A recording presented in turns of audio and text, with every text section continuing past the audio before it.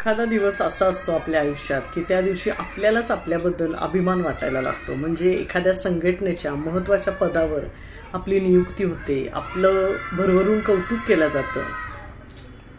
असाच कालचा दिवस होता। अंधेरी मेडिकल असोसिएशन या मुंबईतल्या वन ऑफ द बेस्ट असोसिएशनची सेक्रेटरी म्हणून माझी निवड झाली।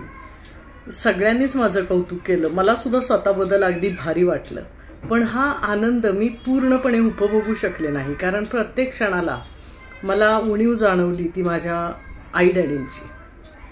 म्हणजे मी जेव्हा मुंबईला लग्न होऊन आले तेव्हा माझ्या नवऱ्याखेरीज कुणालाही ओळखत नसताना आज आपल्या मुलीने एवढी माणसं जोडली, एवढे लोक तिला सपोर्ट करतायत आणि एका इतक्या प्रेस्टिजियस संघटनेच्या महत्त्वाच्या पदावर तिची नियुक्ती देखील झाली, हे पाहून त्यांना खरोखर माझा खूप अभिमान वाटला असता, कौतुकही वाटलं असतं। आणि ते कौतुक करायला ते नाहीत या विचाराने मला कालचा आनंद पूर्णपणे उपभोगता आला नाही। आणि त्यांच्या गैरहजेरीमुळे खरं तर माझ्या त्या सगळ्या आनंदाला गालबोट लागलं।